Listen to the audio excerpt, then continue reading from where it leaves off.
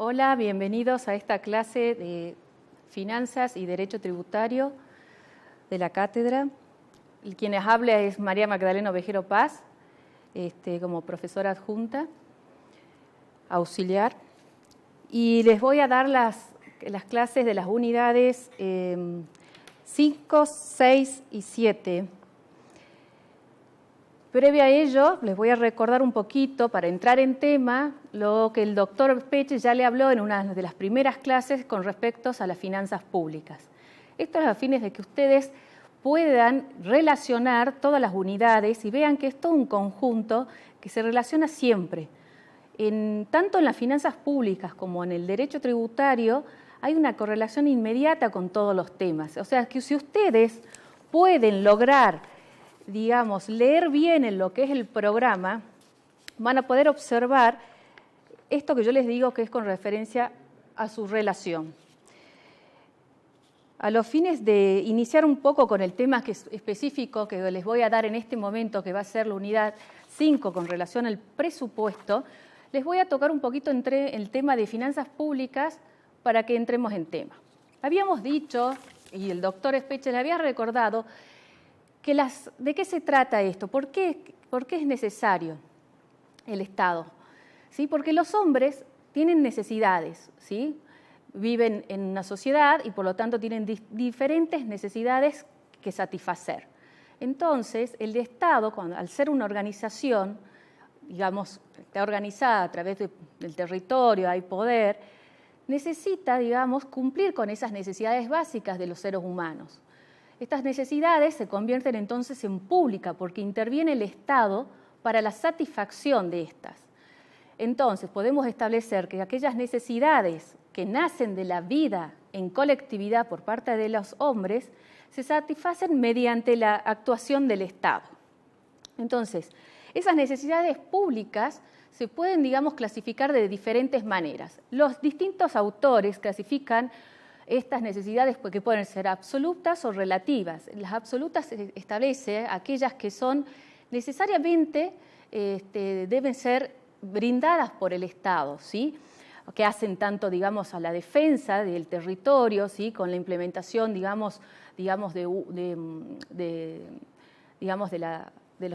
los militares para las defensas exteriores, también asimismo para la seguridad interna del país a través del medio de la policía, y también, para que cada persona tenga y ejerza sus propios derechos, y esto es con un acceso a la justicia. Por eso estas necesidades son absolutas porque solamente pueden ser brindadas por el Estado. También se llaman en esenciales, a estas absolutas también tienen que ver con aquellas que también las clasifican como esenciales. En relación a las necesidades relativas o también no esenciales, son todas aquellas otras necesidades básicas o públicas que debe cumplir el Estado para satisfacer, con referente al progreso, de lo que es la sociedad, ya sea tanto en la educación, en la salud, en las comunicaciones, en el transporte.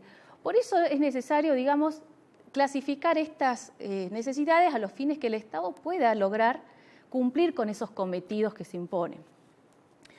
Entonces, a través de estas distintas necesidades, el Estado lo ha llamado también como servicios públicos, donde el Estado realiza esa satisfacción de cumplir con estas necesidades. Y los servicios públicos van a ser divisibles o indivisibles, como bien le decía, de acuerdo a esas necesidades que tiene el hombre, para lograr. Voy a hablar muchísimo de esto, de las necesidades absolutas, relativas, que tienen que ver para que ustedes puedan entender por qué vamos a ir a explicar luego el presupuesto. Entonces, siempre las necesidades esenciales van a ser inherentes al Estado, como dije, y las no esenciales también pueden ser cumplidas no solamente específicamente por el Estado, sino también por empresas privadas, pero siempre con un control o regulación por parte del Estado. Si bien se les puede, como pasan muchas empresas, que brindan, por ejemplo, el transporte o, por ejemplo, las comunicaciones, ¿sí? pueden ser brindadas por empresas privadas, pero están controladas por el Estado, a los fines que puedan cumplir con el cometido o los fines de tantos del Estado. Luego de esto, vamos a ver entonces de qué se ocupan estas finanzas, las finanzas públicas. Entonces, al tener todas estas necesidades, el Estado debe satisfacerla. ¿Y cómo va a generar esta satisfacción? Estos generan gastos, todas estas necesidades, ¿sí? Ya sea para la justicia, para la educación, para la comunicación, etcétera, generan gastos al Estado. Entonces, y a su vez necesitamos, para hacer estos gastos, necesitamos los ingresos para poder cubrir estos gastos. Entonces, de ahí está la relación de las finanzas públicas en ese estudio de cómo vamos a obtener los recursos para efectuar estos gastos y así cumplir las necesidades o fines del Estado, que cumplir con los servicios públicos requeridos por una sociedad. Entonces, de allí que el estudio de esta obtención de los ingresos y redistribución de los gastos está estudiado por las finanzas públicas. Generalmente hay dos materias importantes con respecto a estas de las finanzas públicas, ya vistas desde un punto de vista económico, ¿sí? Que son los que estudian las ciencias de las finanzas, ¿sí? Que son estudiadas puramente con cuestiones puramente y técnica económica, y también está estudiado desde un punto de vista jurídico, ¿sí? Es en el conjunto de reglas y normativas que, digamos, reglamentan esa actividad financiera del Estado. Entonces, el enfoque de acuerdo, digamos, a esto, ya sea económico o jurídico, nos dan distintas ciencias, digamos, de estudio. En especial, como conforme nos dice nuestro estudio, esa actividad financiera, el estudio jurídico de eso, nos va a dar lo que se llama el derecho financiero, que estudia entonces esa actividad del Estado en cómo se relaciona en la obtención de los recursos y la redistribución de los gastos, ¿sí? De allí ese complemento inescindible, se puede llegar a decir, de la vinculación que tienen los gastos con los recursos. Entonces, el objeto de examinar cómo el Estado obtiene sus ingresos y efectúa sus gastos lo hace las finanzas públicas.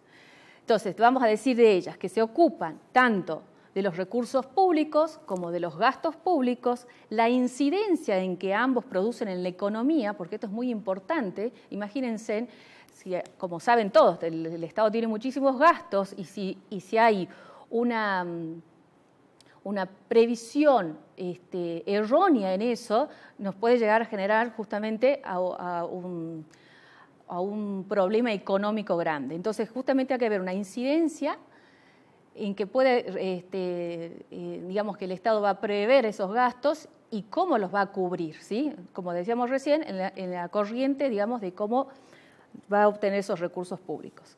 También de esta manera el gobierno estima los recursos y los ingresos públicos y prevé los gastos, como les dije, y egresos públicos. Todos estos hemos entrado a la introducción para entender lo que es el presupuesto, ¿sí? De allí que el estudio, el aspecto jurídico, como yo le decía, del derecho financiero, que ocupa la actividad financiera, entonces decíamos que son todas aquellas operaciones del Estado que tiene por objeto tanto en la obtención de los recursos como en la realización de los gastos públicos necesarios para movilizar las funciones y servicios que satisfacen las necesidades públicas. ¿Cuál es el requisito, característica propia de este estudio jurídico? Es instrumental. ¿Y por qué instrumental? Porque está todo documentado. Todos estos gastos y recursos que estamos hablando tienen que estar instrumentados. Y esa instrumentación se llama acá presupuesto. Nosotros tenemos una ley de presupuesto, conforme lo establece nuestra Constitución, ¿sí?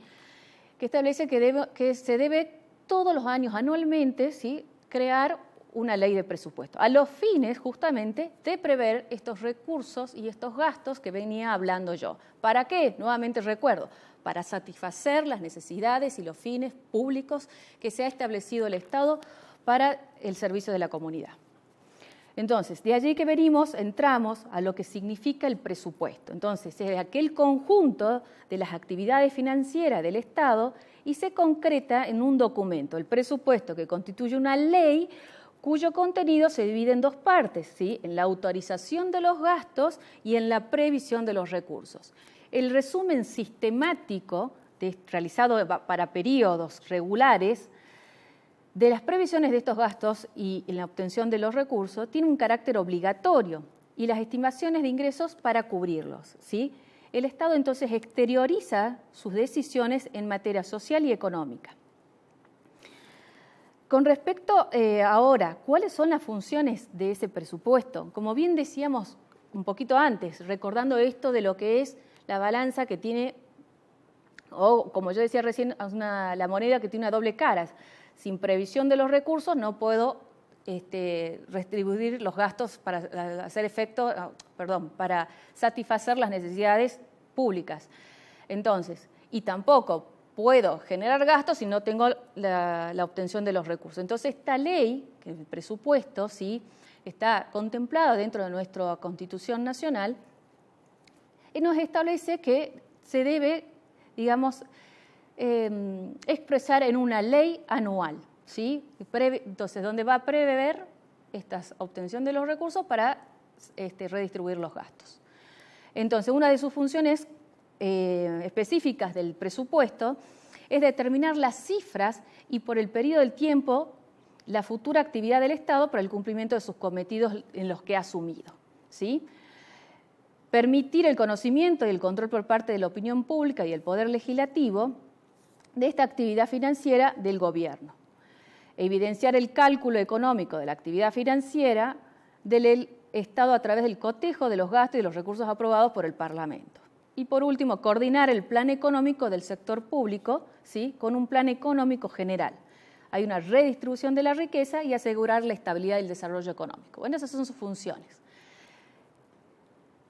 Para que ustedes puedan entender esto que acabo de decir, es decir, como bien decíamos, va a prever los gastos necesarios para cubrir las necesidades públicas, ¿sí?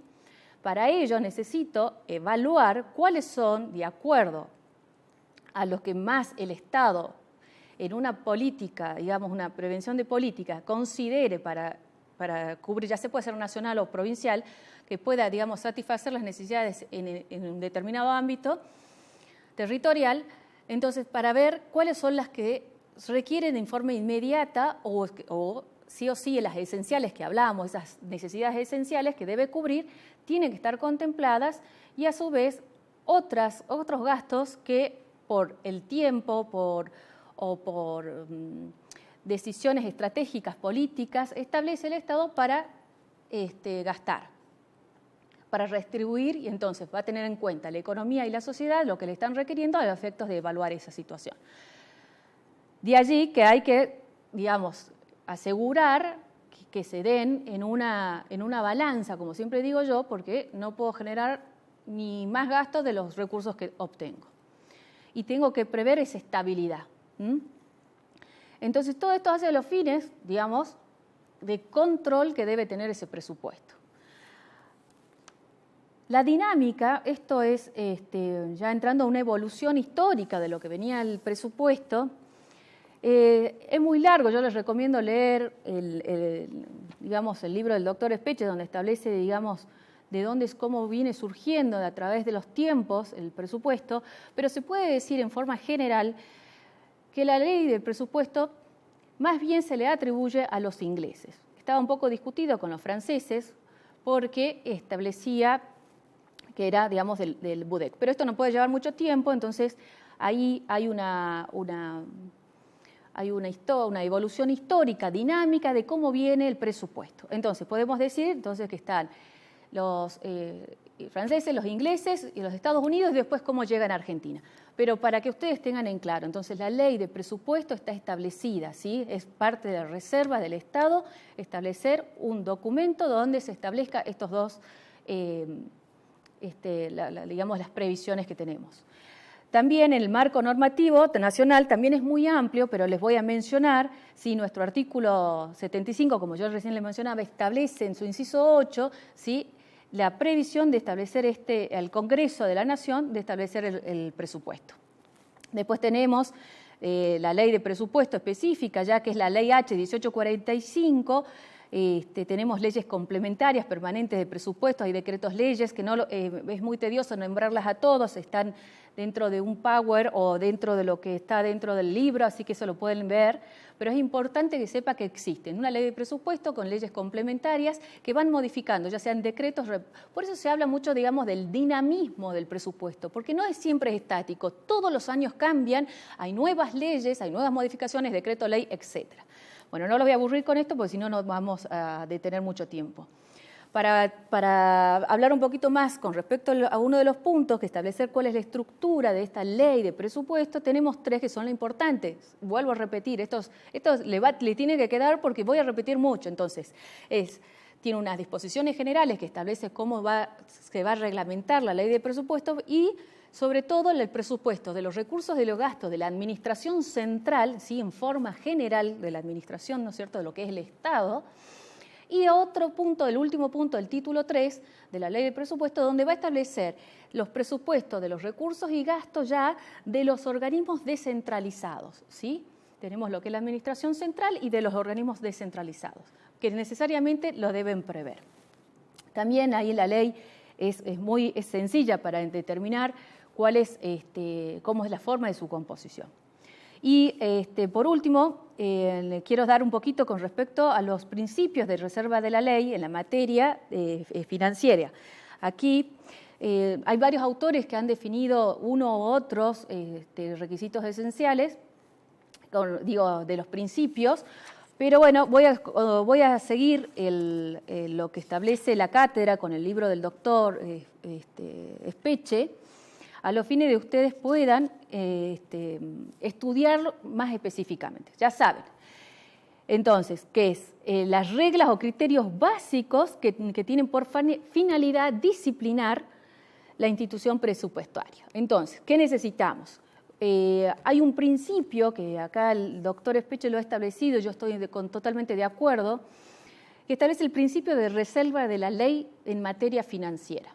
¿Qué significa esto? ¿Sí?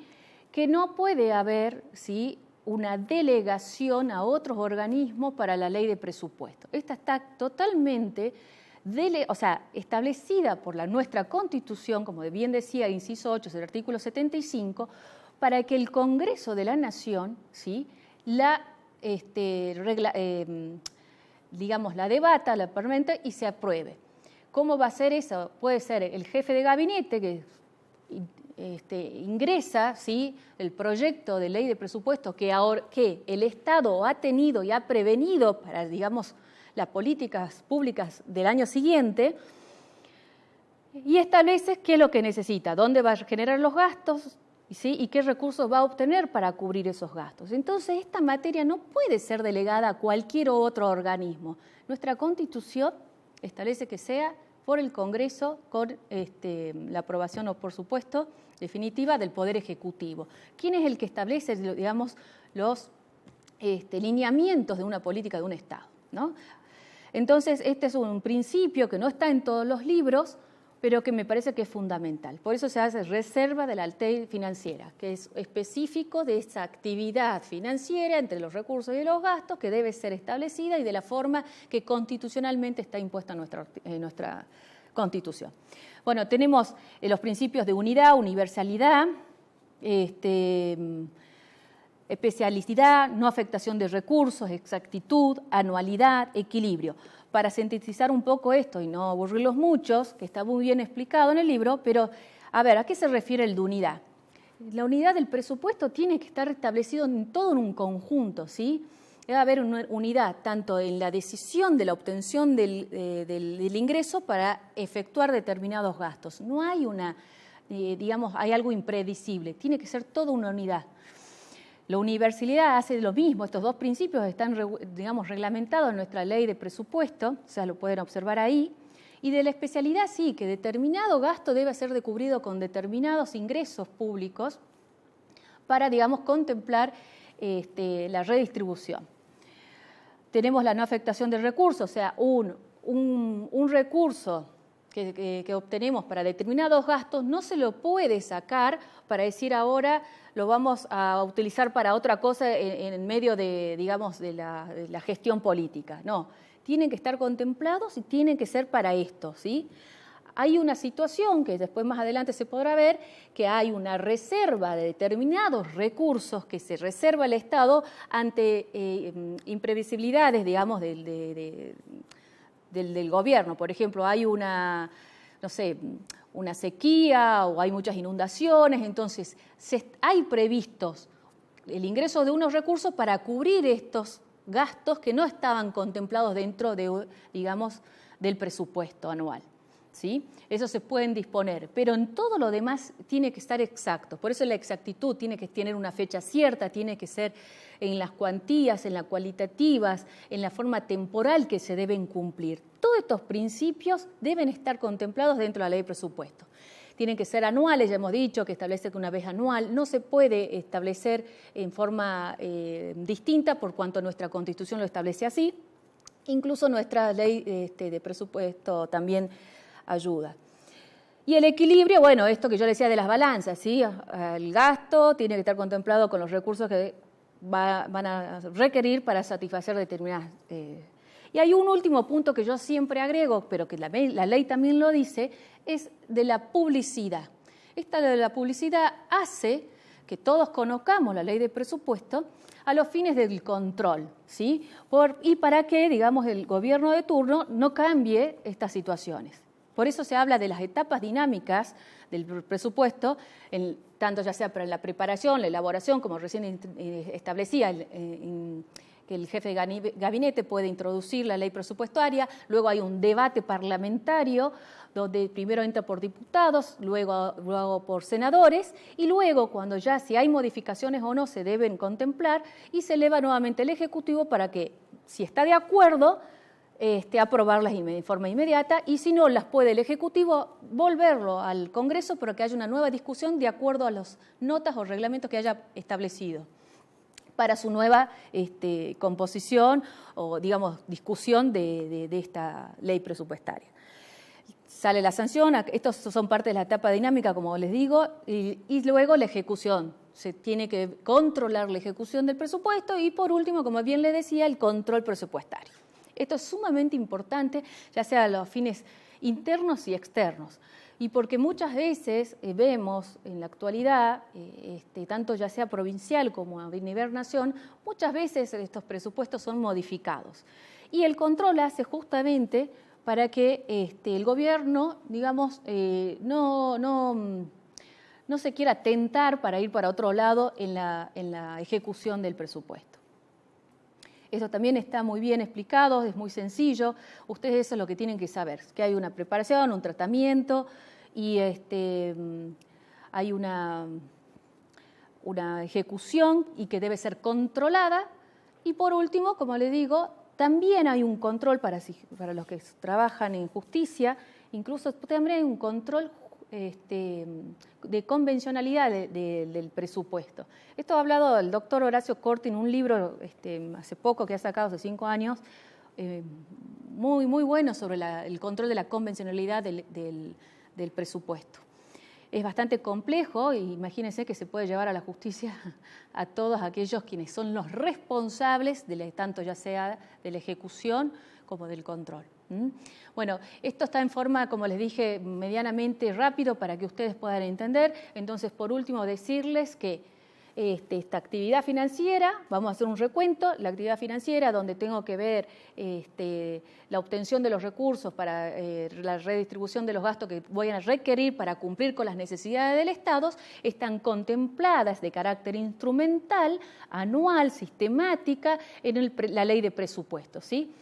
Que está reglamentada ya sea por nuestra Constitución y por leyes, decretos, normativa, específicamente la Ley H 1845, esa sí les pido que la estudien porque incluso ahí dentro de toda esa ley ustedes van a ver todos estos principios que hemos mencionado como las distintas etapas que tiene o estructura que tiene la ley de presupuesto. No se olviden que esto es exclusivamente de carácter instrumental y es de obligación documental. Bueno, eso es en forma general lo que hablamos de la ley de presupuesto con respecto a esta bolilla unidad, 5.